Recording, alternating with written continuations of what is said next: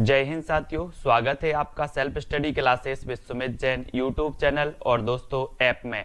दोस्तों बहुत सारे स्टूडेंट को ऐप डाउनलोड नहीं करते बन रहा है या फिर कर भी लिया है तो कोर्स भी नहीं देख पा रहे हैं। तो मैं आज उनको बता दूं कि ये जो सेल्फ स्टडी क्लासेस इस प्रकार से जब आप प्ले स्टोर से करते हैं तो ये आपका जो है आइकन उसमें लगा हुआ है ना। तो इस प्रकार से सेल्फ स्टडी क्लासेस आपको सर्च करना है और ऐसे आइकन में आपको ऐप मिलने वाला है। ठीक है, तो दोस्तों हम देखें कि प्ले स्टोर में आपको इस प्रकार से दिखेगा ये सेल्फ स्टडी क्लासेस। ठीक है, ये प्ले स्टोर में आपको सेल्फ स्टडी क्लासेस का ऐप दिखने वाला है।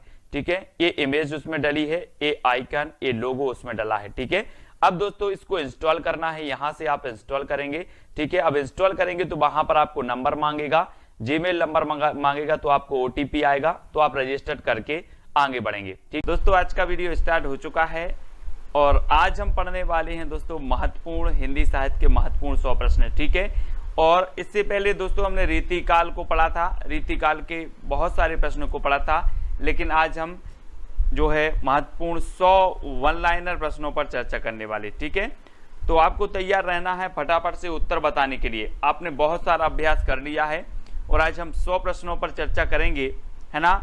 जो भी साथी हिंदी साहित्य ग्रुप से नहीं जुड़े हैं व्हाट्सएप ग्रुप से, वो हिंदी साहित्य ग्रुप से जुड़ जाएं। आपको सर्च करना है 9098609291। ठीक है, इस पर आपको सर्च करना है, मतलब इस पर आपको मैसेज भेजना है तो हिंदी साहित्य ग्रुप की आपको लिंक मिल जाएगी। ठीक है, और स्टार्ट करते हैं दोस्तों आज का ये वीडियो। तो आप सभी लोग तैयार हैं, वन लाइनर प्रश्न है और वन लाइनर प्रश्न में आपको ही उत्तर बताने होते हैं। ठीक है, कोई भी आपको ऑप्शन नहीं दिया जाएगा। पंच परमेश्वर के लेखक बताना है, पंच परमेश्वर के लेखक कौन हैं। प्रश्न क्रमांक आपका सामने है। चलिए तो सभी लोग अब स्टार्ट कर दें अपने अपने उत्तर बताना, और आपका बिल्कुल सही आंसर क्या हो जाएगा, प्रेमचंद। ठीक है, प्रेमचंद आपका बिल्कुल सही हो जाएगा। सभी लोग काउंट करते जाएं कि आप कितने प्रश्न गलत कर पा रहे हैं, है ना। तो आपका पहला हो जाएगा प्रेमचंद। अगला प्रश्न है आपका अवधी भाषा की सर्वाधिक लोकप्रिय महाकाव्य का नाम बताना है आपको। तो अवधी भाषा का सर्वाधिक लोकप्रिय महाकाव्य कौन सा माना जाता है। प्रश्न है आपके सामने, अवधी भाषा के सबसे लोकप्रिय महाकाव्य का नाम हमें बताना है।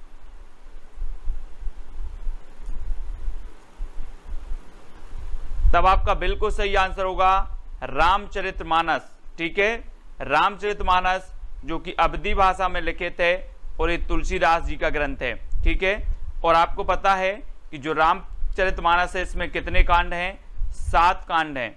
ठीक है, ये चीज भी याद रख लेना।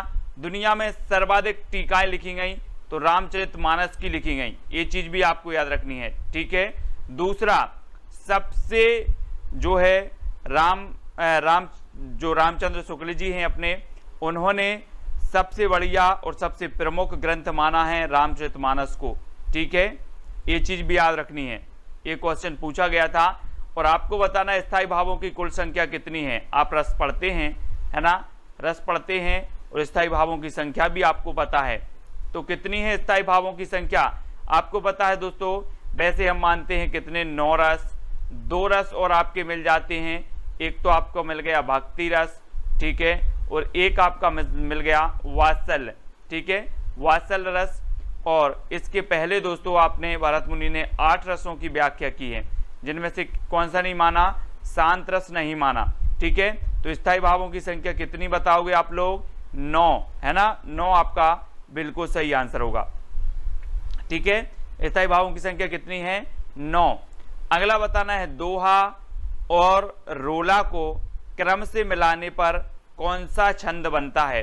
दोस्तों आपने पढ़े होंगे कौन से, मात्रिक छंद पढ़े हैं। ठीक है, और आपने वर्णिक छंद भी पढ़े हैं, वर्णिक छंद, मात्रिक छंद, ये छंद पढ़े हैं, है ना। वर्णिक छंदों में वर्णों की गणना होती है, मात्रिक छंदों में मात्राओं की गणना होती है।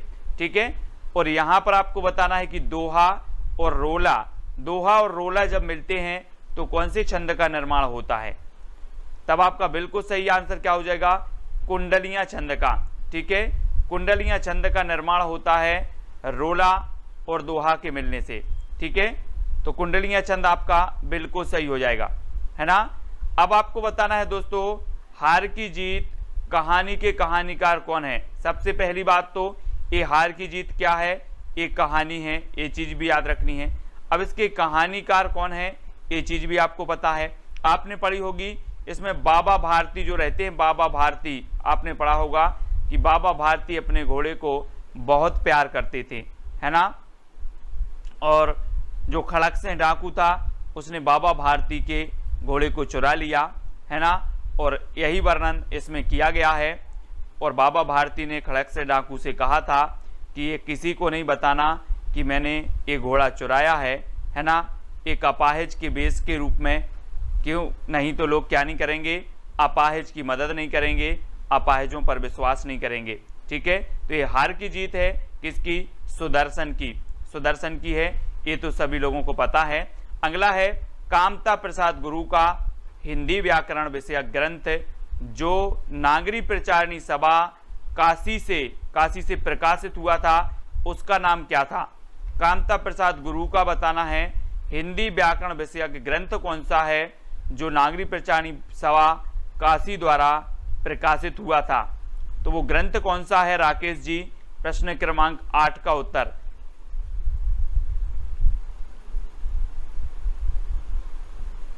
तो कामता प्रसाद गुरु व्याकरणाचार्य हैं, आपको पता है, और इन्होंने हिंदी व्याकरण इनका व्याकरण ग्रंथ था जो नागरी प्रचारणी सभा काशी द्वारा प्रसारित हुआ था, और ये किसका था, कामता प्रसाद गुरु का, ठीक है। तो ये चीज याद रखनी है। सबसे प्राचीन कौन सी वीरता मानी जाती है दोस्तों, आपने वीरता पढ़ी होगी, वीरता, लेकिन यहाँ पर आपकी जो वीरता मानी जाएगी वो मानी जाती है सबसे प्राचीन बाक वीरता, है ना। बाक वीरता, जो बातों से वीर हो, जो बात से वीर हो, बातों से ही दुश्मन को हरा देता हो, छक्के छुड़ा देता हो, वो बाक वीरता, ये सबसे प्राचीन वीरता मानी जाती है, ठीक है, ये तो ठीक है।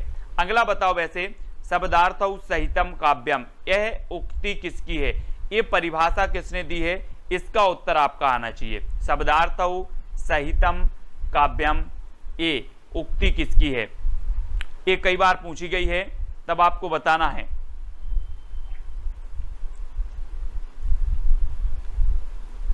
आंसर क्या हो जाएगा, और सुबह 8 बजे, रात्रि 8 बजे वाली हिंदी की क्लास आपकी हिंदी व्याकरण की यथावत चालू हो गई है, ठीक है।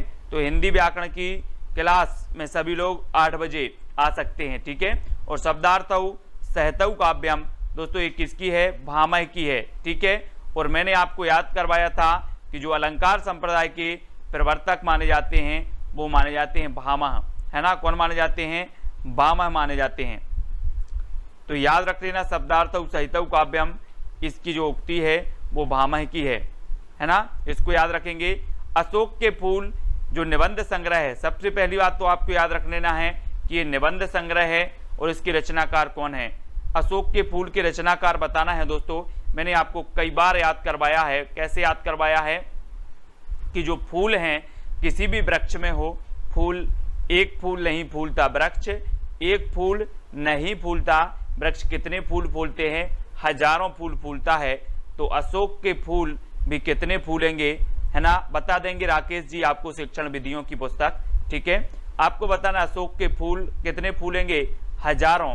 तो अशोक के फूल के रचनाकार कौन होंगे, हजारी प्रसाद द्विवेदी, है ना, हजारी प्रसाद द्विवेदी आपका बिल्कुल सही आंसर हो जाएगा। अगला बताना है लोग ही लागत कवित्त बनावत मोहि तो मोरी कवित्त बनावत, ये जो पंक्ति है वो किसकी है, लोग ही लागी कवित्त बनावत मोहि तो मेरे कवित्त बनावत, ये कई बार पूछी गई है उक्ति, और आपको पता भी होनी चाहिए कि लोग ही लागी कवित्त बनावत मोहि तो मेरे कवित्त बनावत, ये उक्ति किसकी हो जाएगी।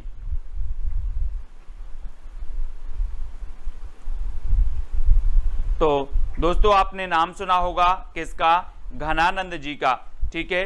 घनानंद जी का नाम सुना है। घनानंद जी ने कहा था कि लोग ही लागी कवित्त बनावत मोहि तो मेरी कवित्त बनावत। अब घनानंद की जब भी बात आती है तो घनानंद का आपको पता ही है कि इनकी जो प्रेमिका थी वो कौन थी, सुजान थी, है ना, प्रेमिका सुजान। कभी कभी पूछा जाता है कि जो इनके काव्य की प्रेरणा स्रोत रही वो कौन रही, तो सुजान रही, है ना, घनानंद जी की, कोई नहीं भूलता। अब आपको बताना है दोस्तों, अगला आपका क्वेश्चन है कि जब जब होए धर्म की हानि बाढ़हि असुर अधम अभिमानी, ये पंक्ति जो है ये कहाँ से ली गई है, इस पंक्ति के रचयिता कौन है, पंक्ति के रचयिता बताना है कौन है, तब आपका राइट आंसर क्या होगा, जब जब होए धर्म की हानि बाढ़हि असुर अधम अभिमानी। प्रश्न क्रमांक 13 का आंसर आपको बताना है। बताया है सभी लोगों ने कि ये पंक्ति जो है तुलसीदास जी की है ना, अधिकांश लोगों ने बिल्कुल सही बताया। हाँ बिल्कुल आती है पंक्ति। हिंदी की मूल उत्पत्ति किससे हुई है दोस्तों, हिंदी की मूल उत्पत्ति बतानी है किससे मानी जाती पे, हिंदी की मूल उत्पत्ति किससे मानी जाती है, तो आपको पता है वैदिक संस्कृत से। कौन सी संस्कृत से, वैदिक संस्कृत से हिंदी की मूल उत्पत्ति मानी जाती है। तो वैदिक संस्कृत याद रख लेना, ठीक है, वैदिक संस्कृत से मानी जाती है। और आत्मनिर्भरता निबंध के लेख रचनाकार कौन है, आत्मनिर्भरता निबंध के रचनाकार बताना है कौन है।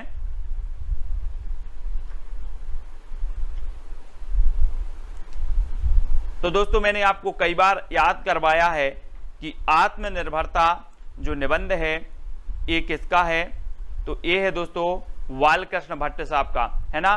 और आपको पता है कि बालों में हमारी क्या है, आत्मनिर्भरता है। किसकी आत्मनिर्भरता नहीं है, ये देखो बाल, है ना, बाल दिख रहे हैं सभी लोगों को, इन बालों में क्या है, आत्मनिर्भरता, आत्मनिर्भरता है ना। किसकी नहीं आत्मनिर्भरता, सभी लोगों की आत्मनिर्भरता है ना। बालों में कुछ लोगों के कम बचे हुए होंगे, है ना। तो ये बालों में आत्मनिर्भरता बनानी है सभी लोगों को, यानी कि बालकृष्ण भट्ट, बालकृष्ण भट्ट याद रख लेना। ठेले पर हिमालय, ठेले पर हिमालय किसकी रचना है। ऐसा तो नहीं बोलते आप कि मेरे पास बाल नहीं है यार, आज के लिए बाल दे दो उधार, ऐसा तो नहीं बोलते, कोई नहीं बोलते, है ना। तो ठेले पर हिमालय बताना है किसकी रचना है ये।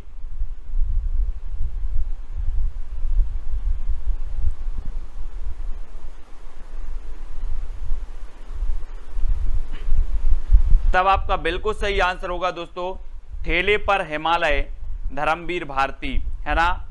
ठेले पर हिमालय धर्मवीर भारती जी हैं, है ना, धर्मवीर भारती जी इसकी रचनाकार। कई बार ये रचना पूछी गई है ठेले पर हिमालय, तो याद रख लेना, इसको भूलना भी नहीं है, ठीक है। धर्मवीर भारती। रानी केतकी की कहानी, लो अब रानी केतकी की कहानी कौन ने नहीं सुनी, सबने तो सुनी है, इंसान ने भी सुनी है, अल्लाह ने भी सुनी है ना। तो रानी केतकी की कहानी, एक दिन बोले कि रानी केतकी की कहानी इंसान ने ही नहीं अल्लाह ने भी सुनी है, तो इंसा अल्लाह खां, है ना, रानी केतकी की कहानी के रचनाकार हो जाएंगे। तो बहुत सारे लोगों पे बन रहा है ना। यह प्रेम को पंथ कराल महातरवार की धार पे धावनो है, ये पंक्ति किसकी है दोस्तों, बहुत ही बढ़िया पूछी जाती है कि यह प्रेम को पंथ कराल महातरवार की धार पे धावनो है, इसकी पंक्ति बताना है। जो भी बीच में क्वेश्चन पूछ रहे हैं वो कृपया वीडियो के लास्ट में क्वेश्चन पूछें, कोई भी प्रकार से जो भी आपकी प्रॉब्लम है वो सारे क्वेश्चन के आंसर दिए जाएंगे। बीच में अगर आप पूछते हैं तो अपनी जो क्या होती धारा प्रवाह होती है पढ़ाने की, उसमें डिस्टर्ब होता है, ठीक है।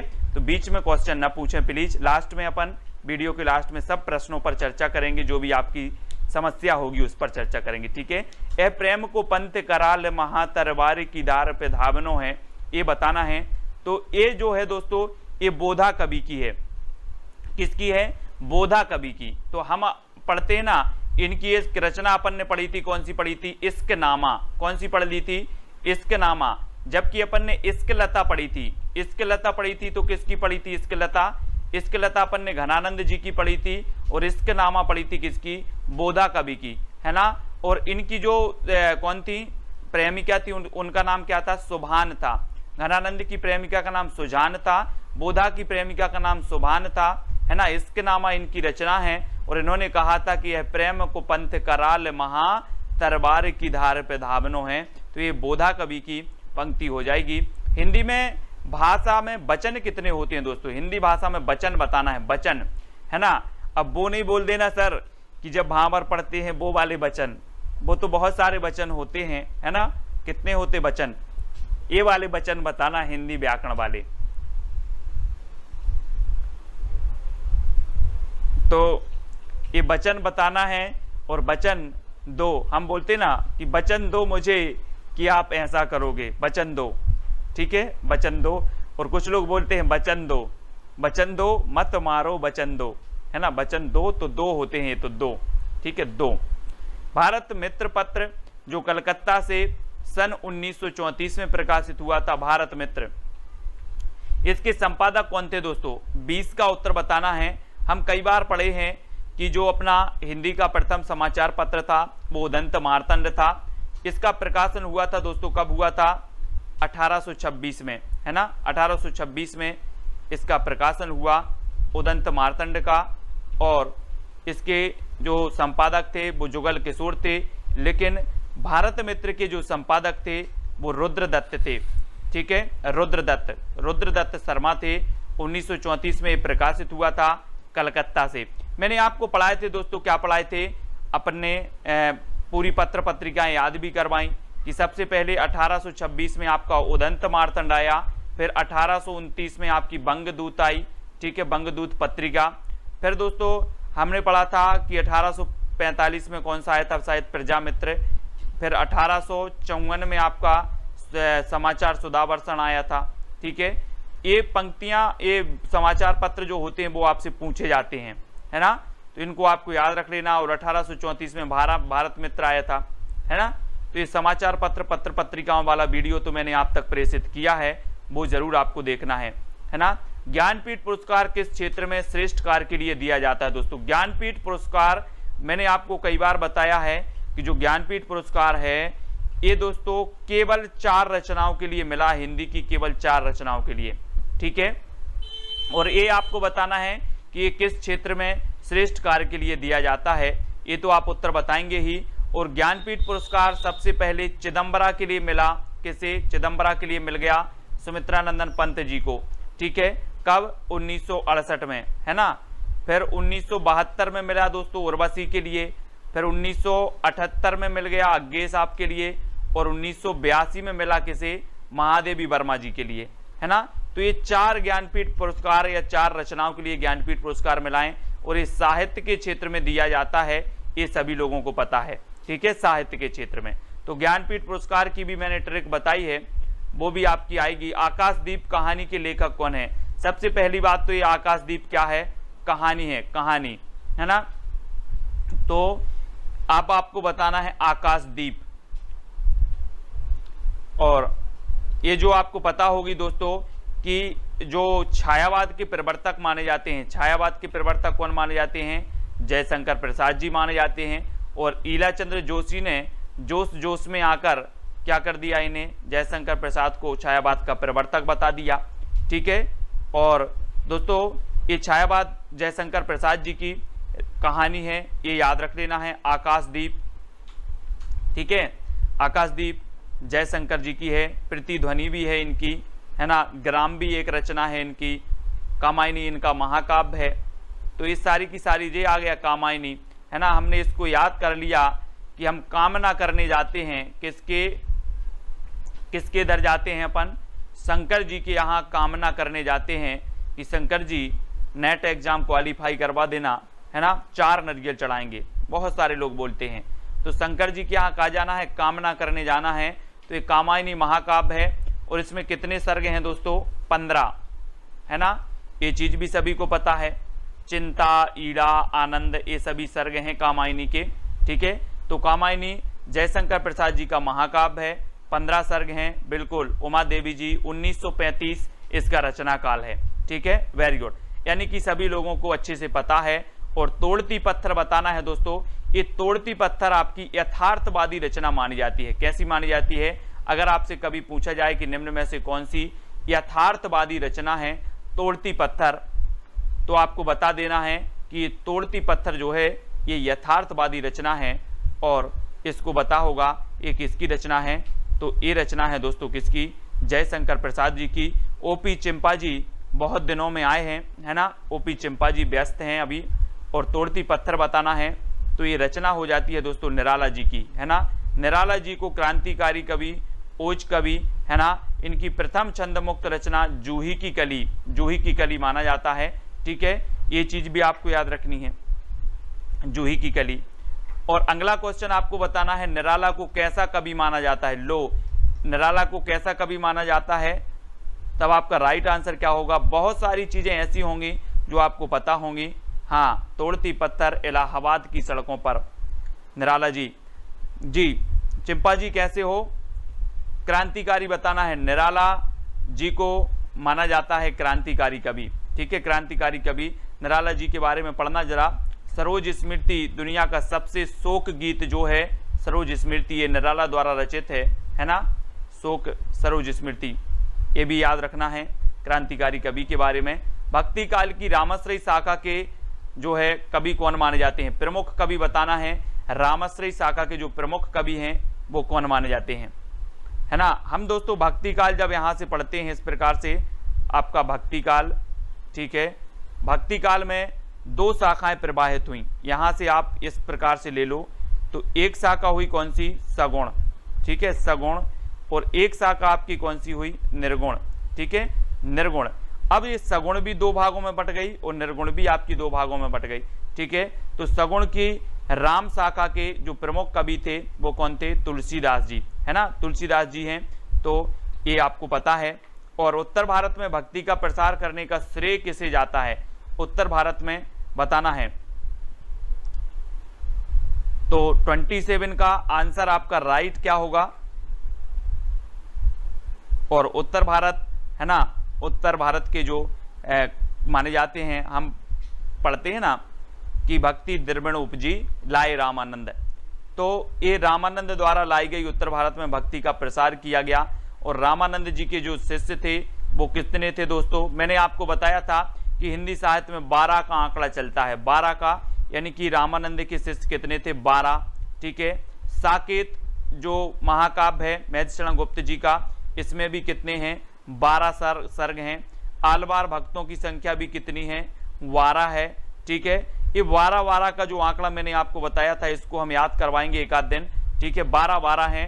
बोले सर आलवार भक्तों की संख्या 12, साकेत में सर्ग 12, रामानंद के शिष्य 12। ठीक है, तो 12 बार-बार आ रहा है। ये चक्कर क्या है दोस्तों 12 का। निम्नलिखित में से कौन सी भाषाएं हाल ही में प्राचीन भाषाएं घोषित की गई। तो ये प्राचीन भाषा घोषित की गई दोस्तों, तो ये तो कन्नड़ एवं तेलुगु हैं। ठीक है, ये कन्नड़ तेलुगु हैं, कोई बात नहीं। यह काम में आप कर लूंगा, पंक्तियों में आप बताना है दोस्तों, आप क्या है, आप क्या है, आप, यह काम में आप कर लूंगा। ये पंक्ति व्याकरण से पूछी गई और इस पंक्तियों में आप आपका क्या हो जाएगा, आप कर लूंगा।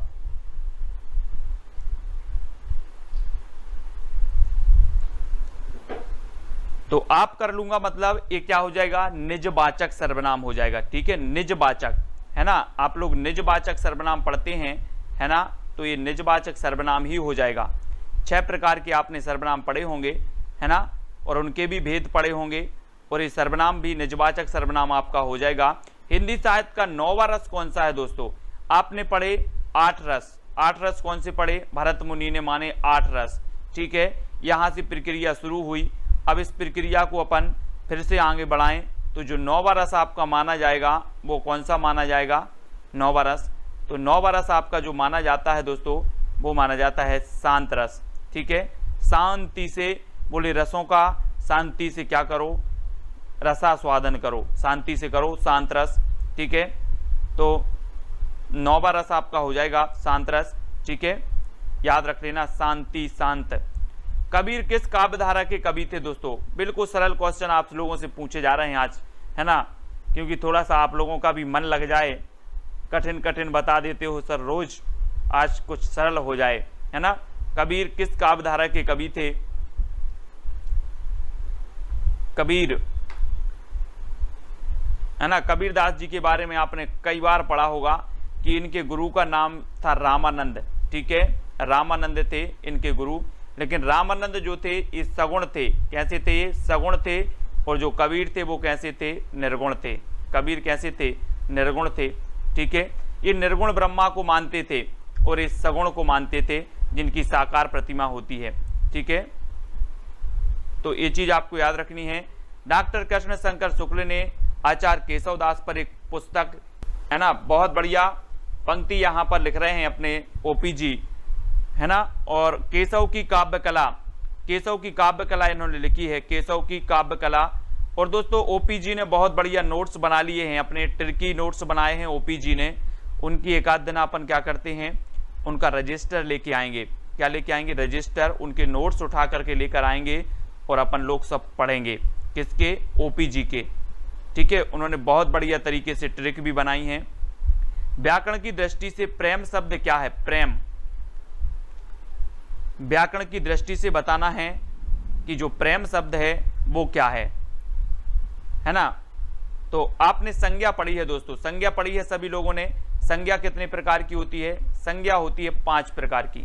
ठीक है, आप पढ़ लेते हो, जातिवाचक, है ना, व्यक्तिवाचक, भाववाचक, इस प्रकार से आपकी 5 प्रकार की संज्ञा होती हैं।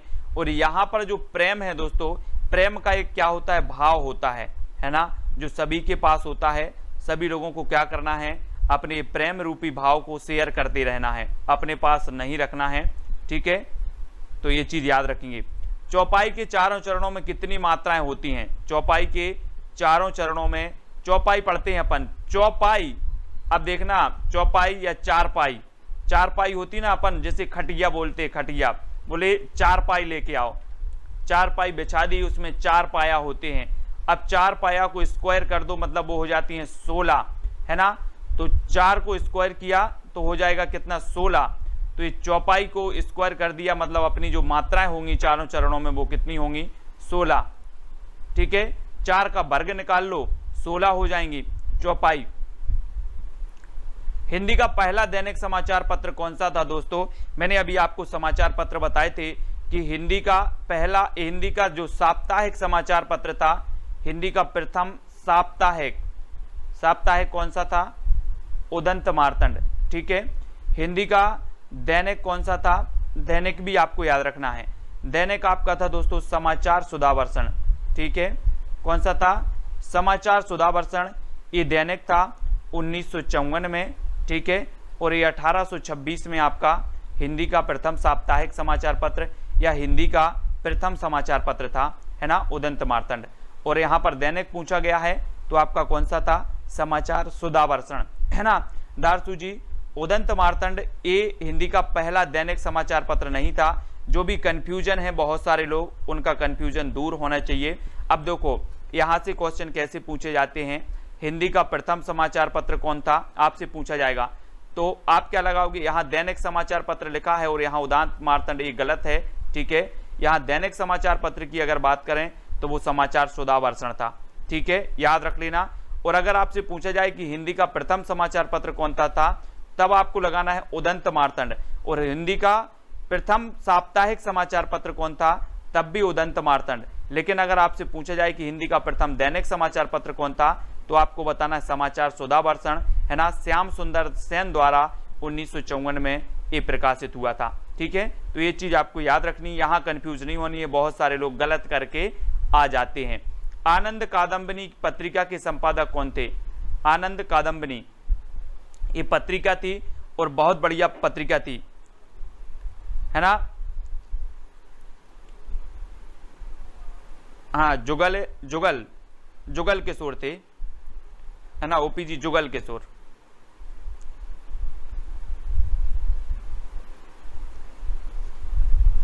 तो चौधरी बद्री नारायण प्रेमघन, मैंने आपको याद भी करवाया था। कैसे याद करवाया था कि दोस्तों अगर प्रेम के घन छा जाएं, प्रेम के घन छा जाएं तो क्या आ जाता है? आनंद आ जाता है।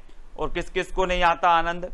जब प्रेम के घन छा जाते हैं तो आनंद आ जाता है। तो आनंद कादम्बिनी के रचयिता कौन होंगे? प्रेमघन होंगे कि शत्रुघ्न होंगे? प्रेमघन होंगे ना, प्रेमघन यानी कि बद्री नारायण चौधरी प्रेमघन, है ना, इनको याद रखेंगे। और ये भारतेंदु मंडल के कवि थे बद्री नारायण चौधरी प्रेमघन। ठीक है, और इनकी रचना है आनंद कादंबिनी। धातु सेन प्रसाद की किस नाटक का पात्र है? बहुत बढ़िया है, पात्र भी यहां से पूछ लिया गया है दोस्तों आपका। धातु सेन प्रसाद की किस नाटक का पात्र है? बहुत सारे नाटक इन्होंने लिखे हैं। इनका ऐतिहासिक नाटक माना जाता है दोस्तों राजश्री। कौन सा माना जाता है? राजश्री इनका ऐतिहासिक नाटक है। और दोस्तों सज्जन इनका प्रथम नाटक माना जाता है, ठीक है, सज्जन। लेकिन ऐतिहासिक जब पूछा जाता है तो राजश्री लगा देना, ठीक है, और प्रथम पूछा जाता है तो सज्जन लगा देना। और धातुसेन बताना हो कि धातुसेन किसका पात्र है तो स्कंदगुप्त लगा देना, ठीक है, स्कंदगुप्त है ना। स्कंदगुप्त इनका नाटक है, चंद्रगुप्त भी इनका नाटक है, ध्रुव सोमनी भी इनका नाटक है। तो इनको याद रखेंगे प्रसाद जी के, ठीक है, इनको याद रखेंगे। निम्नलिखित शब्दों में से किसमें व्यंजन संधि है? अब व्यंजन संधि बताना है दोस्तों। अब निम्नलिखित, यहां पर कोई निम्नलिखित है ही नहीं और यहां पर दे दिया निम्नलिखित, है ना। आप बोलोगे सर क्या मजाक चल रही है, निम्नलिखित है ही नहीं, तो सत्कार बोल देते, सत्कार, है ना। सत्कार में क्या है करेंगे हम? व्यंजन लेकर आएंगे। सत्कार कैसे करोगे? सूखा सूखा सत्कार करोगे क्या, है ना। बहुत सारे व्यंजन ला के आना है और सत्कार करना है, तो सत्कार में व्यंजन संधि लगा देना। ट्रिक निकल आती है अपनी हिंदी साहित्य वाली ट्रिक, संधि में भी लगा दिया। अब संधि का वीडियो किस किसने नहीं देखा? संधि मैंने दोस्तों आपको स्वर संधि, व्यंजन संधि और विसर्ग संधि तीनों की बहुत बढ़िया ट्रिक निकाली है। एक नंबर संधि का वीडियो सभी को देखना है और ट्रिक पढ़ना है। फिर बताना है रसिक प्रिया के रचनाकार कौन है, रसिक प्रिया। और 40 का आंसर, है ना।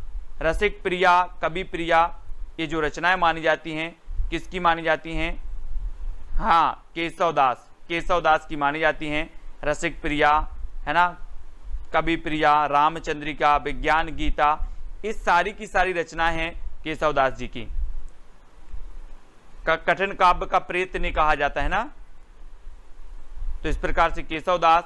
अर्धस्वर कौन सा है दोस्तों? अर्धस्वर, अर्धस्वर माना जाता है। अर्धस्वर कौन सा माना जाता है? या और वा, ठीक है, ये अर्धस्वर माने जाते हैं, ठीक है, या और वा।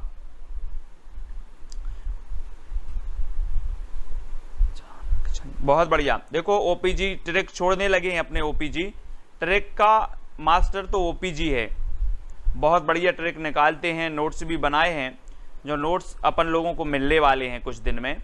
भरत मुनि ने अपभ्रंश को क्या नाम दिया था? अपभ्रंश को जो नाम दिया था भरत मुनि ने, वो क्या नाम दिया था, है ना। ये भरत मुनि, इन्होंने कहा अपभ्रंश को अशुद्ध भाषा।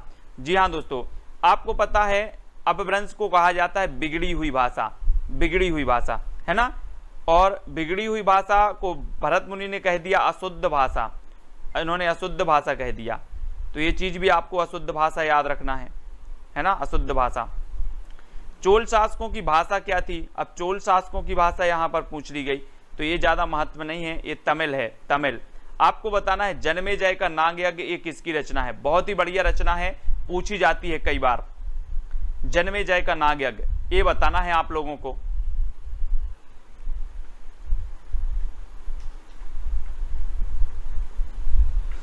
तो ये भी किसकी रचना हो जाएगी दोस्तों? जन्मेजय का नाग यज्ञ। अब यहां पर बोले सर नांग आया है, तो हमने हिंदी साहित्य वाली ट्रिक लगा दी कि नांग तो शंकर जी के गले में पड़ा है। किसके गले में पड़ा है? शंकर जी के गले में पड़ा है। तो ये रचना किसकी हो जाएगी? नांग यज्ञ जयशंकर प्रसाद जी की होगी, ठीक है, जयशंकर प्रसाद जी की। नांग पड़ा है दोस्तों शंकर जी के गले में, और ये नांग यज्ञ भी किसकी होगी? शंकर जी की होगी, ठीक है, शंकर, जयशंकर प्रसाद जी की।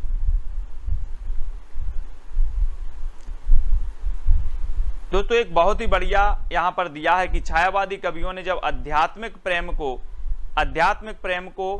अपनी कविताओं में व्यक्त किया, आध्यात्मिक प्रेम को जब अपनी कविताओं में व्यक्त किया छायावादी कविताओं साहित्यकारों ने, तो ये कविताओं को किस वाद के अंतर्गत रखा गया? तो वो वाद था दोस्तों रहस्यवाद। कौन सा वाद था? रहस्यवाद था, है ना। ये चीज याद रखनी है कि जो छायावादी कवि थे, इन्होंने आध्यात्मिक प्रेम को अपनी कविताओं में प्रदर्शित किया, तो इन कविताओं को रहस्यवाद के अंतर्गत रखा गया, रहस्यवाद, ठीक है। तो रहस्यवाद आपका बिल्कुल सही होगा। काव्य क्षेत्र में प्रबंध शिरोमणि की उपाधि किसे दी गई? बहुत ही बढ़िया प्रश्न है। प्रबंध शिरोमणि बताना है, प्रबंध शिरोमणि की उपाधि किसे दी गई? 46 का आंसर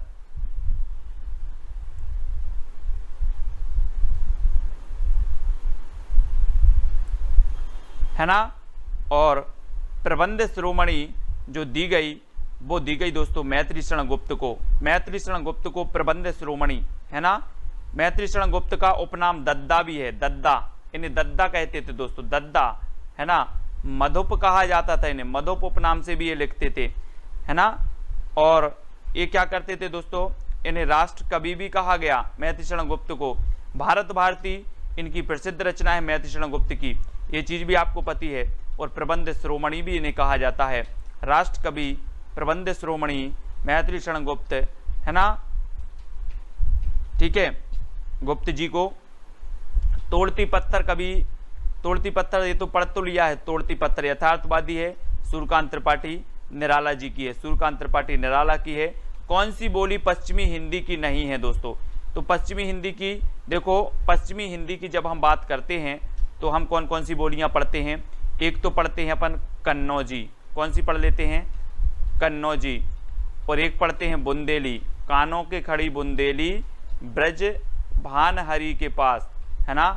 तो एक आप पढ़ते हो हरियाणवी, ठीक है, हरियाणवी भी आप पढ़ते हो और खड़ी बोली भी आप पढ़ते हो। तो कन्नौजी, बुंदेली, ब्रज, हरियाणवी, खड़ी बोली, और कौन सी रह गई?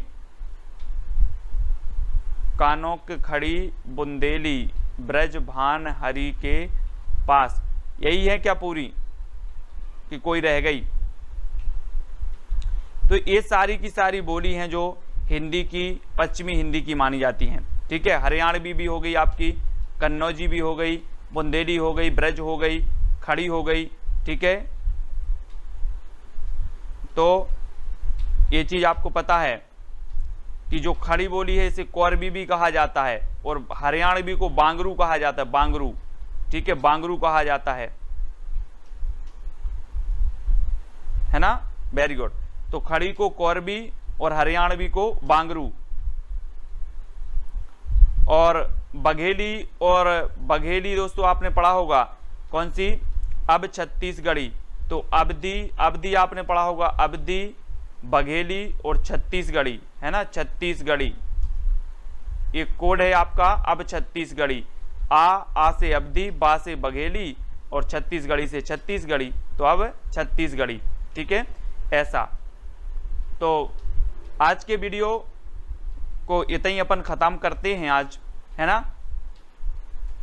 यहां पर क्या है, क्या पूछा? संयुक्त व्यंजन पूछे गए। संयुक्त व्यंजन आपको पढ़ते हैं, सभी लोग पढ़ते हैं। कौन कौन से संयुक्त व्यंजन, कौन कौन से हैं? छा, त्रा, ज्ञा और इस प्रकार से स्रा, ये संयुक्त व्यंजन होते हैं, है ना। छत्रज्ञ श्रय, छत्रज्ञ श्रय, ये संयुक्त व्यंजन माने जाते हैं। जायसी ग्रंथावली के संपादक बताना है तो हैं दोस्तों कौन? रामचंद्र शुक्ल। ये जायसी ग्रंथावली के संपादक माने जाते हैं, शुक्ल जी।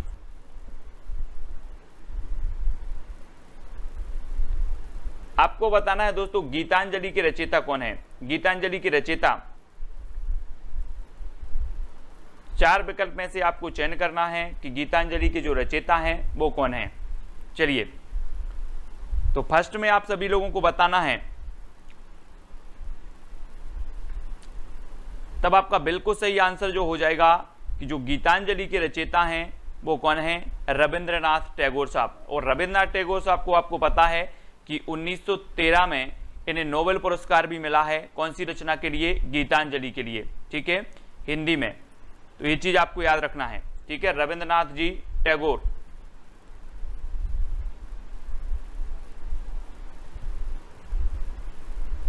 ठीक है। अब अगला क्वेश्चन आपको देखना है दोस्तों, अगला है आपका शिव शंभू के चिट्ठे से संबंधित जो रचनाकार हैं वो कौन है? शिव शंभू के चिट्ठे यानी कि आपका 56 का आंसर आपको बताना है। ये किसकी रचना है शिव शंभू के चिट्ठे?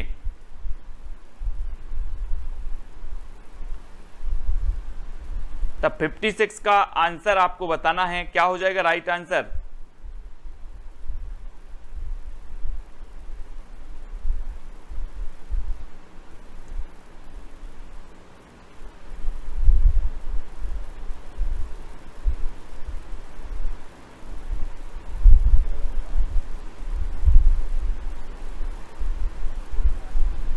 तो सभी लोगों ने जो उत्तर बताया है कि बाल मुकुंद गुप्त, बाल मुकुंद गुप्त आपका बिल्कुल सही हो जाएगा। शिव शंभू के चिट्ठे जो रचना है वो किसकी है? बाल मुकुंद गुप्त की है। ठीक है, और आपका जो बाल मुकुंद गुप्त है वो बिल्कुल सही है। अगला दक्षिण भारत में हिंदी भाषा के क्षेत्र में जो है किसने प्रचार प्रसार किया? दक्षिण भारत में बताना है दोस्तों, तो किसने किया हिंदी भाषा के क्षेत्र में?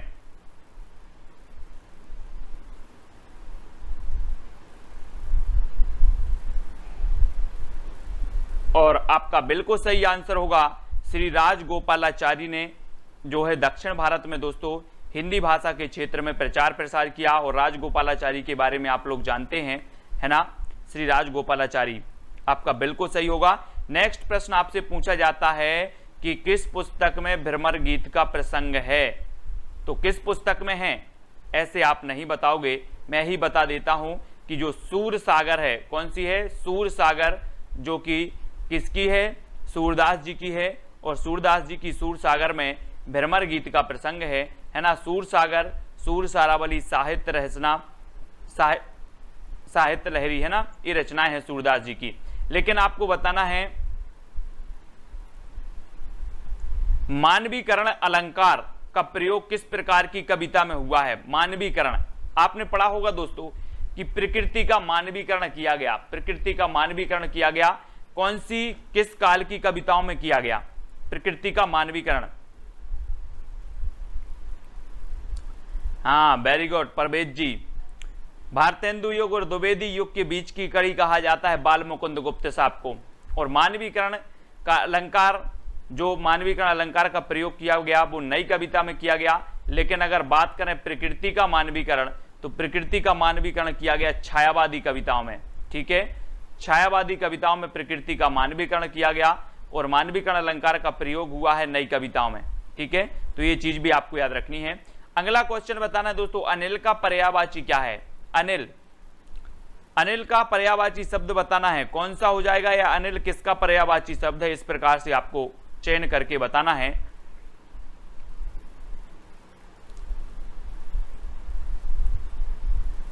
ना, और आपका बिल्कुल सही आंसर होगा कि जो अनिल है, अनिल एक किसका पर्यायवाची हो जाएगा?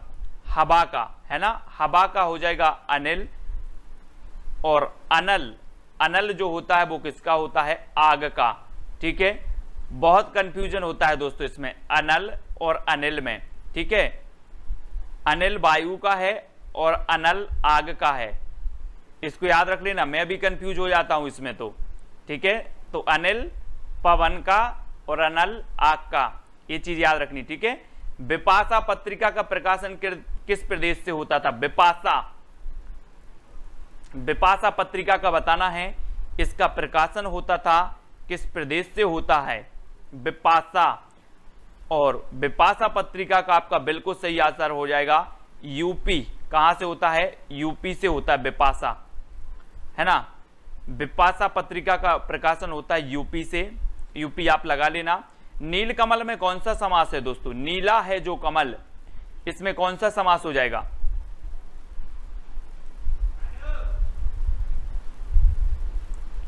हाँ, दिनकर जी को अनल कवि के नाम से जाना जाता है, बिल्कुल सही है। दिनकर जी को अनल कवि के नाम से जाना जाता है ना, ओज के कवि कहलाते हैं दिनकर जी। और नीलकमल, नीला है जो कमल, इसका समास जो बताना है तो आपने पढ़े होगा कर्मधाराय समास। कौन सा पढ़ा है? कर्मधाराय समास हम पढ़ते हैं कि नीला है जो कमल हो जाएगा आपका कर्मधाराय समास। शेष कादंबरी के रचयिता कौन है दोस्तों? ये कई बार रचना पूछी गई है। शेष कादंबरी कौन है इसके रचयिता, रचनाकार? शेष कादंबरी के रचयिता हैं अलका सराबगी। कौन है? अलका सराबगी। ये रचना याद कर लेना, बहुत बार पूछी गई है। शेष कादंबरी की रचनाकार हैं अलका सराबगी। ठीक है, अलका सराबगी, वेरी गुड। अगला है वर्ण के द्वितीय व चतुर्थ व्यंजन क्या कहलाते हैं? आपने पढ़े होंगे वर्ण, कौन कौन से पढ़े हैं? वर्ग के जो पंचम अक्षर होते हैं 1 2 3 4 इस प्रकार से 25 जो आपके स्पर्श व्यंजन आपने पढ़े हैं, है ना। का वर्ग, चा वर्ग, टा वर्ग, ता वर्ग और पा वर्ग। ये 5 वर्ग के पंचम अक्षर होते हैं और इनमें 5-5 होते हैं, तो कुल मिला के 25 हो जाते हैं और 25 इनको क्या कहा जाता है? स्पर्श व्यंजन कहा जाता है ना। और वर्ण के द्वितीय और चतुर्थ ये व्यंजन क्या कहलाते हैं? तो आपने पढ़े हैं कि द्वितीय और चतुर्थ जो कहलाते वो क्या कहलाते हैं? महाप्राण, है ना, महाप्राण कहलाते हैं। और 1, 3, 5 ये क्या कहलाते हैं? अल्प प्राण कहलाते हैं। 1, 3, 5 अल्प प्राण और 2 और 4 महाप्राण। ठीक है। दोहा छंद में श्रृंगारी रचना प्रस्तुत करने वालों में जो है हिंदी के सर्वाधिक ख्याति लब्ध कवि कौन से हैं? दोहा छंद में श्रृंगारी रचना प्रस्तुत करने वाले, दोहा छंद में हिंदी में ख्याति प्राप्त जो कवि हैं वो कौन है? 65 का आंसर हमें बताना है, ख्याति प्राप्त कवि का नाम बताना है। और वो दोहा छंद में जो प्रसारित करने वाले कवि हैं वो कौन से हैं? श्रृंगारी कवि माने जाते हैं बिहारी जी। और जब भी बिहारी की बात आती है तो हम इनका पढ़ लेते हैं कि इनके कवि, इनकी रचना में 713 दोहे और 719 दोहे माने जाते हैं, है ना, बिहारी सस्सई में। और रामचंद्रिका के रामचरितमानस के बाद बिहारी जी की जो बिहारी सस्सई है इसकी टीका सर्वाधिक लिखी गई, है ना। और दोस्तों जो बिहारी जी हैं, बिहारी ये रीति काल के श्रेष्ठ कवि हैं। और ये कौन सी काव्यधारा के कवि हैं? तो ये सिद्ध, रीति सिद्ध काव्यधारा के कवि माने जाते हैं। ठीक है, तो ये चीज भी आपको याद करना है ना। हिंट दीजिए, बिल्कुल हिंट जरूर देखें। छंद का सर्वप्रथम उल्लेख कहाँ मिलता है? छंद का सर्वप्रथम उल्लेख बताना है, कहां पर मिलता है? छंद जल्दी बताओ कहां मिलता है? और आपका बिल्कुल सही आंसर होगा दोस्तों कि ऋग्वेद में। कहां पर मिलता है छंद का सर्वप्रथम उल्लेख? ऋग्वेद में मिल जाता है। ऋग्वेद आप याद कर लेना। ठीक है, छंद का सर्वप्रथम प्रयोग मिलता है ऋग्वेद में। कहां मिलता है? ऋग्वेद में मिल जाता है छंद का। ऋग्वेद सबसे प्राचीन वेद माना जाता है, सभी को पता है। सबसे प्राचीन वेद कौन सा माना जाता है? ऋग्वेद। और छंद का प्रयोग भी यही मिलता है। नेक्स्ट आपको बताना है श्रृंगार रस का स्थायी भाव कौन सा है? आपने रस पढ़े हैं, कितने रस पढ़े हैं आपने? जल्दी बताओ, रस कितने होते हैं? ये चीज भी आपको बतानी है। भरत मुनि ने कितने रस माने हैं? ये चीज भी आपको बतानी है ना। और दोस्तों कौन सा रस भरत मुनि ने नहीं माना है? ये चीज भी आपको बतानी है। और साथ ही एक क्वेश्चन और बता देना कि जो 2 रस और नवीन जुड़े हैं वो रस कौन से हैं, है ना। तब आपको पता है कि श्रृंगार रस का स्थायी भाव होता है रति। रति यानी होता है प्रेम। ठीक है, रति यानी प्रेम। और रसों की टोटल संख्या मानी जाती है कितनी? 9। लेकिन 2 प्लस और कर देते हैं अपन। कौन सा? वात्सल्य रस को प्लस कर दो और एक भक्ति रस को भी प्लस कर दो तो हो जाते हैं कितने? 11। ठीक है। और भरत मुनि की अगर बात करें कितने रस माने हैं तो 8 रस माने हैं। इन्होंने कौन सा रस नहीं माना है? तो इन्होंने शांत रस नहीं माना है। किसने? भरत मुनि ने, है ना।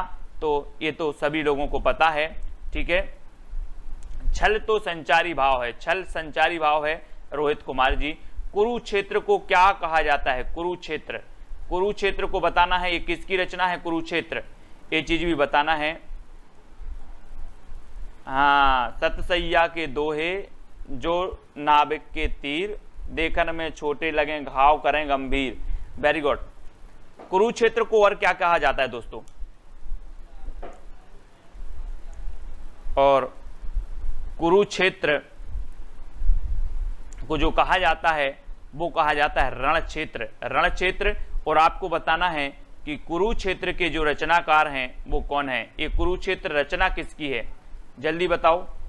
कुरुक्षेत्र दिनकर जी। बहुत बढ़िया आंसर। सभी लोगों ने बताया कि दिनकर जी बिल्कुल सही है ना, दिनकर जी का है। नेक्स्ट है, भारत में सर्वाधिक किस भाषा का प्रयोग किया जाता है? सर्वाधिक बताना है दोस्तों, है ना। और आपको पता है राष्ट्रभाषा की परिभाषा क्या है? जो पूरे राष्ट्र की संपर्क भाषा है उसे राष्ट्रभाषा कहा जाता है। और राजभाषा की परिभाषा क्या है? राजभाषा की आपकी परिभाषा होती है कि जो सरकारी कामकाज में प्रयोग की जाती है वो आपकी राजभाषा कहलाती है। और भारत की राष्ट्रभाषा कोई भी नहीं है, कभी भूल में नहीं रहना। भारत की राजभाषा हिंदी है, हिंदी है। और अंग्रेजी भी है। ठीक है, अंग्रेजी भी आप भारत की राजभाषा है, क्योंकि ये प्रशासनिक कार्यों में इसका प्रयोग किया जाता है, तो ये चीज आपको याद रखनी है। ठीक है ना। तो यहाँ पर भारत में सर्वाधिक जो भाषा का प्रयोग होता है वो भाषा का नाम है हिंदी। ठीक है, और 14 सितंबर को हम कौन से दिवस के रूप में मनाते हैं? हिंदी। ठीक है, ये तो पता ही है। स्थायी भाव आपको पता चल गया। मुख रूपी चंद्र पर राहु भी धोखा खा गया। मुख रूपी चंद्र पर राहु भी धोखा खा गया। अब यहां पर अलंकार बताना है आपको, कौन सा अलंकार है? मुख रूपी चांद पर राहु भी धोखा खा गया। इसमें कौन सा अलंकार हो जाएगा? अलंकार अगर आपने पढ़े हैं तो अलंकार को आपको बताना है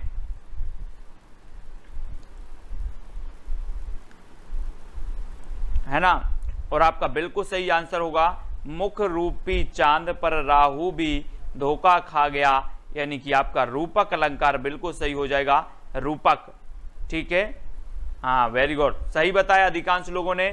मुंडा भाषा परिवार का क्षेत्र कौन सा है दोस्तों? मुंडा भाषा परिवार है ना। भाषा परिवार आपने पढ़े हैं। सबसे बड़ा जो भाषा परिवार है वो कौन सा है? भारोपीय परिवार। ये कई बार एग्जाम में पूछा गया है कि जो भारोपीय परिवार है ये सबसे बड़ा भाषा परिवार है ना। और मुंडा भाषा परिवार का क्षेत्र बताना है, तब आपका बिल्कुल सही आंसर होगा छोटा नागपुर का पठार। छोटा नागपुर जो है ये मुंडा जनजाति है यहाँ पर, और मुंडा भाषा परिवार इसी से संबंधित है। मुंडा भाषा परिवार है ना, छोटा नागपुर से संबंधित है। और छोटा नागपुर का पठार कहाँ पर है? तो छोटा नागपुर का पठार है दोस्तों आपका झारखंड में। झारखंड में है, जिसकी सर्वोच्च चोटी का नाम है पारसनाथ। क्या नाम है?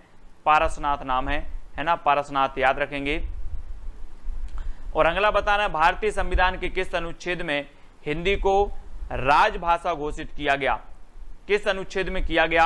यानी 73 का उत्तर बताना है। मैंने अपन ने अभी पढ़ लिया कि भारत की जो राजभाषा है वो कौन सी है? हिंदी है।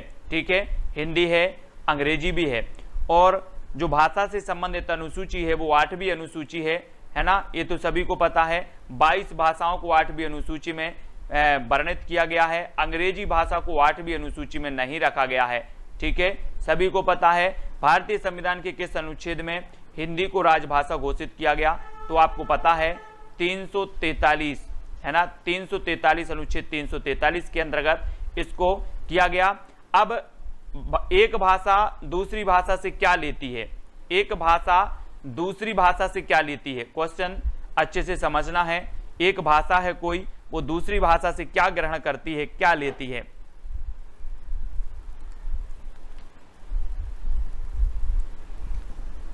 तब आपका बिल्कुल सही आंसर होगा क्या लेती है? एक भाषा, जैसे हम कहते हैं कि संस्कृत से हिंदी में जो शब्द आए हैं उन्हें हम तत्सम कहते हैं। क्या कहते हैं? तत्सम। ठीक है, तत्सम शब्दावली। बोले तत्सम शब्दावली है, संस्कृत से हिंदी में आए हैं। लेकिन संस्कृत से जो हिंदी में आके बिगड़ गए हैं है ना, उन्हें तद्भव उनसे उत्पन्न हुए है ना, तत्सम से उत्पन्न हुए उन्हें हम तद्भव बोलते हैं है ना। और जो देसी होते हैं वो देशज कहलाते हैं। जो विदेशी भाषाओं से आते हैं वो विदेशी कहलाते हैं है ना। जैसे अरबी, फारसी, ये विदेशज हैं। और देसी, तत्सम, तद्भव। तो एक भाषा जो होती है दूसरी भाषा से क्या लेती है? शब्दावली को लेती है। और शब्दावली आपका बिल्कुल सही आंसर होगा। कठिन काव्य के प्रेत हैं, यह किस पंक्ति, किस कवि के लिए जो है कहा गया है? कठिन काव्य के प्रेत कहा गया, किसे कहा गया? कठिन काव्य। दोस्तों यहां से दो क्वेश्चन बनते हैं, एक तो कठिन काव्य का प्रेत और एक कठिन गद्य का प्रेत। एक कठिन काव्य का प्रेत आपसे पूछा गया, तो कठिन काव्य का प्रेत किसे कहा जाता है?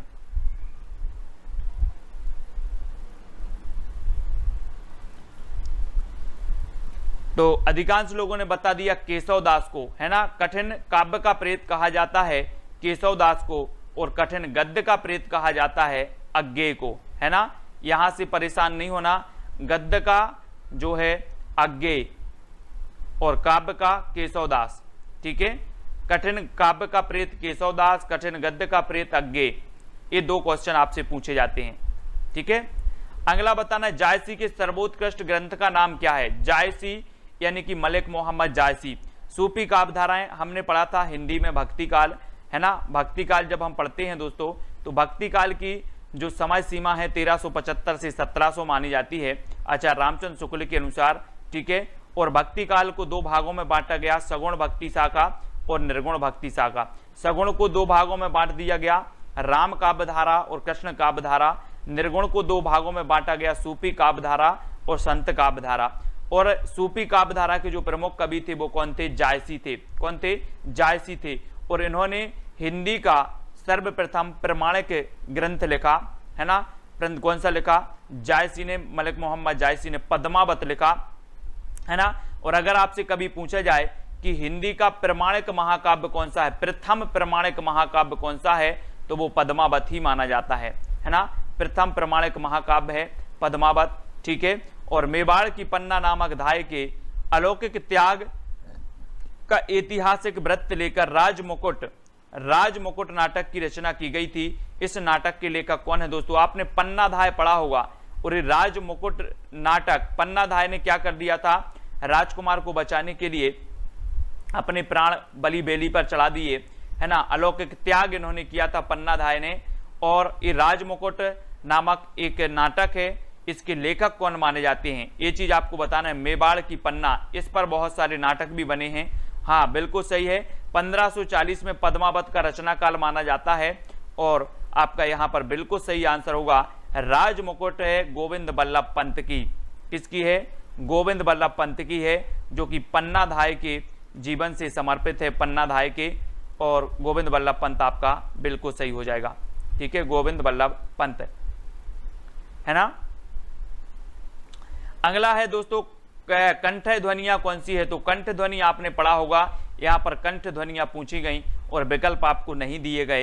ये तो आपके साथ क्या है? नाइंसाफी है, लेकिन कोई बात नहीं है। जितने भी आपको पंचम वर्ण जो होते हैं, का वर्ण होते हैं, का, है ना, का, खा, गा, घा, इंग्या, है ना, ये क्या होते हैं दोस्तों? ये कंठ से बोले जाते हैं, है ना। इनका उच्चारण स्थान क्या होता है? कंठ से उच्चारण होता है, ठीक है। ये कंठय ध्वनियां कहलाती हैं, कंठय ध्वनियां, ठीक है।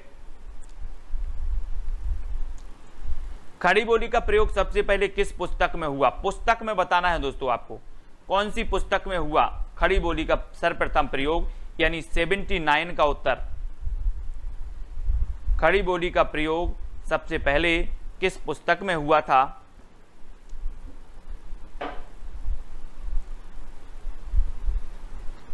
तब आपका बिल्कुल सही आंसर होगा, वो पुस्तक थी दोस्तों कौन सी? प्रेम सागर। प्रेम सागर थी किसकी? लल्लू लाल जी की प्रेम सागर रचना है। और ये प्रथम पुस्तक थी जिसमें खड़ी बोली का प्रयोग किया गया। और खड़ी बोली की जब भी बात आती है तो मैं आपको हमेशा बताता हूं कि खड़ी बोली पश्चिमी हिंदी से जो है उत्पन्न हुई है, पश्चिमी हिंदी की उपभाषा है खड़ी बोली, ठीक है। और दोस्तों हमने पढ़ी है कि पश्चिमी हिंदी में 5 भाषाएं हैं, कौन कौन सी? कानों के खड़ी बुंदेली, ब्रजभान हरि के पास, है ना। तो आपकी कन्नौजी, बुंदेली, ब्रज, हरियाणवी और खड़ी बोली, ये सभी पश्चिमी हिंदी की आती हैं। और प्रेम सागर एक खड़ी बोली की प्रथम पुस्तक मानी जाती है, जो कि रचनाकार कौन है? लल्लू लाल जी हैं, ठीक है, इनको याद रखेंगे। अगला क्वेश्चन है स्त्रीलिंग शब्द बताना है। तो स्त्रीलिंग का ठंडाई, ठंडाई, ये तो ठीक है, ठंडाई।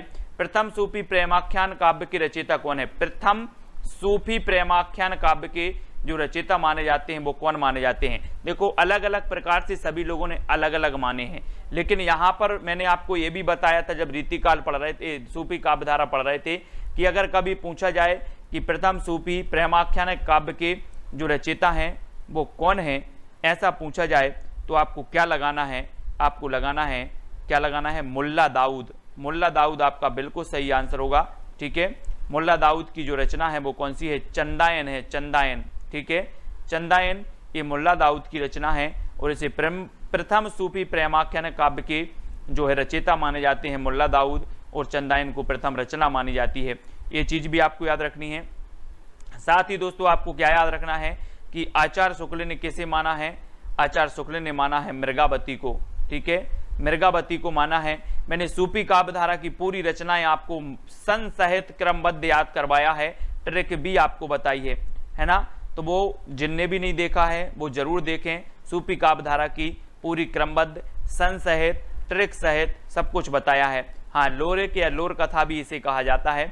बिहारी किस काल के कवि थे? बिल्कुल सरल क्वेश्चन है आप लोगों के लिए। किस काल के कवि थे बिहारी?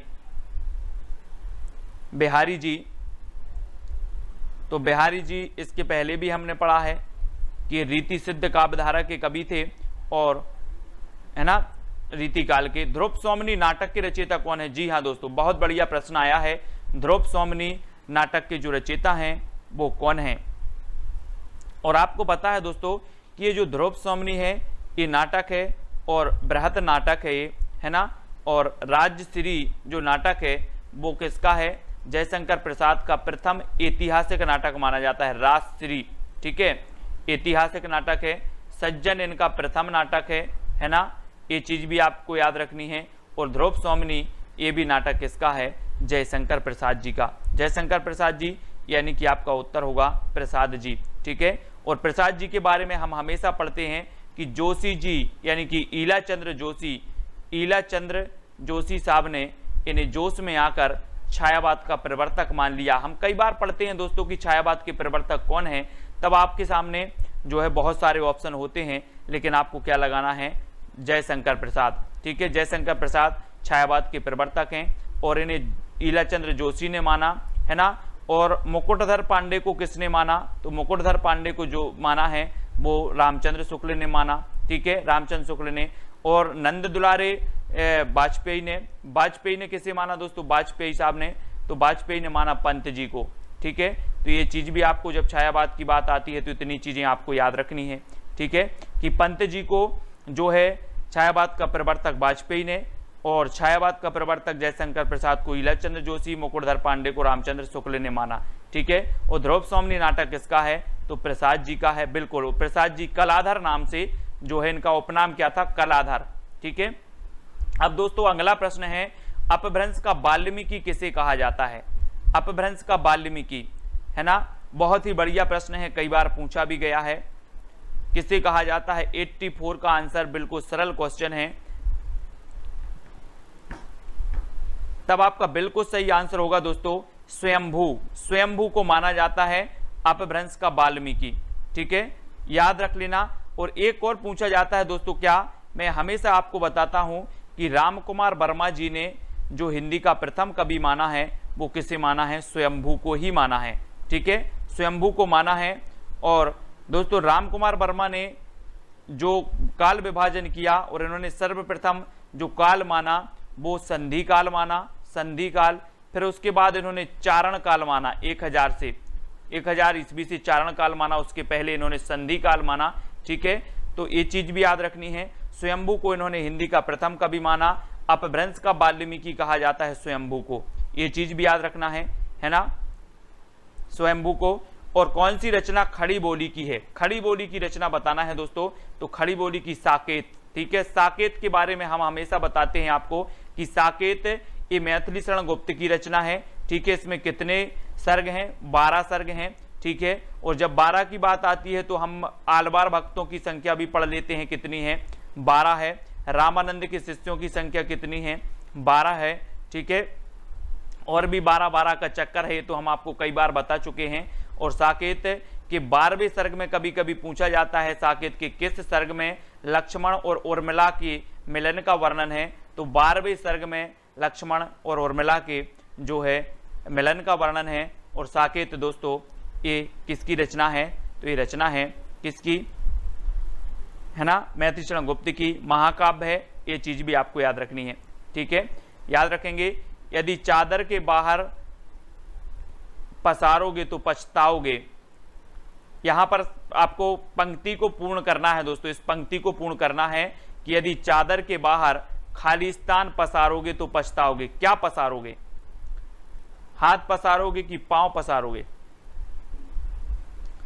तो आपको पता है कि हम बोलते हैं ना कि अगर चादर के बाहर पैर पसारोगे, पैर, तो क्या हो जाएगा? पैर पसारोगे तो पछताओगे। बिल्कुल सही है। 1931 ही इसका रचना काल माना जाता है। ठीक है, साकेत का। और अर्धमागधी अपभ्रंश से किस बोली का विकास हुआ है दोस्तों? अर्धमागधी से बताना है। अर्धमागधी से कौन सी बोली का विकास हुआ? हमने पढ़ा था कि सौर सैनी से आपकी निकली पश्चिमी हिंदी, सौर सैनी से पश्चिमी हिंदी, है ना। मागधी से हमने पढ़ा था कि बिहारी का बंगला उड़ा असमिया में, बिहारी का बंगला उड़ा असमिया में, बिहारी बंगला उड़िया असमिया, ये मागधी से निकली थी। लेकिन अर्धमागधी से निकलने वाली जो थी वो कौन सी थी? कौन सी थी? वो थी दोस्तों, यहां पर क्या दिया है, अर्धमागधी से बताना है।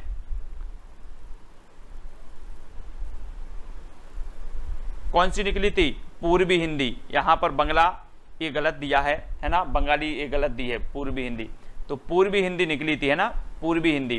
पूर्वी हिंदी से जो निकली वो कौन सी निकली? अवधी बघेली छत्तीसगढ़ी, है ना, अब छत्तीसगढ़ी, तो अवधी बघेली छत्तीसगढ़ी निकली थी। ठीक है, तो ये चीज आपको याद रखनी है।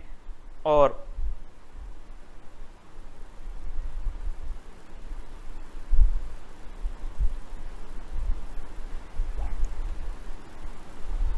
अगला आपको बताना है, हिंदी नाटकों के मंचन में यक्षगान का प्रयोग किसने किया है? हिंदी नाटकों के मंचन में यक्षगान का प्रयोग किसने किया?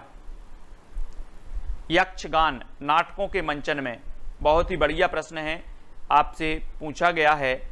और यक्षगान का जो प्रयोग किया है हिंदी नाटकों के मंचन में, वो किया है दोस्तों किसने? गिरीश कर्नाड ने, गिरीश कर्नाड, है ना, गिरीश कर्नाड साहब ने किया है। बहुत ही बढ़िया प्रश्न है, यक्षगान का प्रयोग हिंदी नाटकों के, यक्षगान। ठीक है, यक्षगान पश्चेश्वर छोड़ दो। अब दोस्तों यहां पर एक क्वेश्चन पूछा गया कि अधिकतर भारतीय भाषाओं का जो विकास हुआ वो कौन सी लिपि से हुआ? अधिकतर भारतीय भाषाओं का विकास किस लिपि से हुआ? तो किस लिपि से माना जाता है अधिकतर भारतीय भाषाओं का विकास?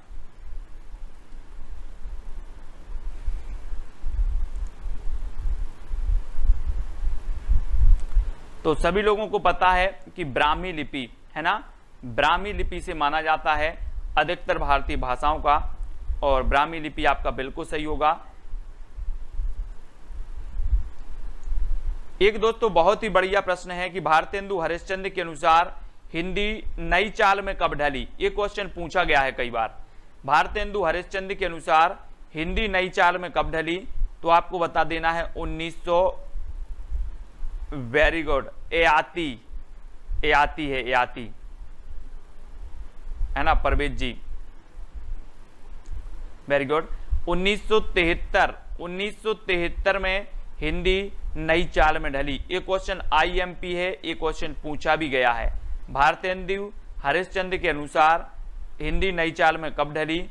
तो 1973 में। ठीक है, 1973, सॉरी 1873, 1973 नहीं, 1873, है ना, कभी कभी मिस्टेक भी होता है। 1873 नई चाल में ढली, 1873 में। और ढाई आकर प्रेम के पढ़े सो पंडित होए, प्रस्तुत पंक्ति किसकी है? पोती पढ़ पढ़ जग मुआ, पंडित भया न कोय। और ढाई आकर, हाँ आंसर दिख गया है, कोई बात नहीं, दिख गया है तब भी ठीक है। कबीरदास जी के बारे में, है ना, 1873, वेरी गुड। और ढाई आकर प्रेम के पढ़े सो पंडित होए, ये कबीरदास जी की पंक्ति है। और कबीरदास जी आपको पता है निर्गुण काव्यधारा के श्रेष्ठ कवि थे, प्रथम कवि थे, मतलब ये प्रमुख कवि थे निर्गुण काव्यधारा की, संत काव्यधारा की। ठीक है, संत थे संत कबीरदास जी। गोवा की स्वीकृत राजभाषा है कोंकणी। गोवा की स्वीकृत राजभाषा क्या है? कोंकणी। कोंकणी बोली जाती है दोस्तों गोवा में, है ना, गोवा। इस प्रकार से आपने देखा होगा, ऐसे हम देखते हैं यहाँ कहीं गोवा है, थोड़ा सा इतना सा है गोवा, और यहाँ पर कोंकणी बोली जाती है, कोंकणी। अवधी भाषा का सर्वाधिक लोकप्रिय महाकाव्य का नाम बताना है। अवधी भाषा, अवधी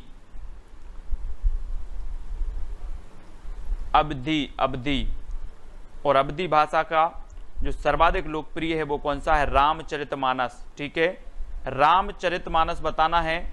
और दोस्तों रामचरितमानस में 7 कांड हैं, 7 कांड। अब 7 कांड आप लोग क्रमबद्ध लिखेंगे, जल्दी से कमेंट में लिखो, कौन लिख पाता है फटाक से। 7 कांड हैं रामचरितमानस में, है ना। महाकाव्य है, अवधी भाषा का महाकाव्य है, तुलसीदास द्वारा रचित है, ठीक है। और आपको 7 इसमें जो कांड हैं वो क्रमबद्ध बताएंगे। सभी लोग लिख के बताओ क्रमबद्ध। आज की वीडियो के लिए दोस्तों बस इतना ही। कल मिलते हैं इसी शुभकामनाओं के साथ। शुभ रात्रि, जय हिंद। जय हिंद साथियों, स्वागत है आपका self study classes with Sumit Jain YouTube channel और दोस्तों ऐप में। दोस्तों बहुत सारे स्टूडेंट को ऐप डाउनलोड नहीं करते बन रहा है, या फिर कर भी लिया है तो कोर्स भी नहीं देख पा रहे हैं।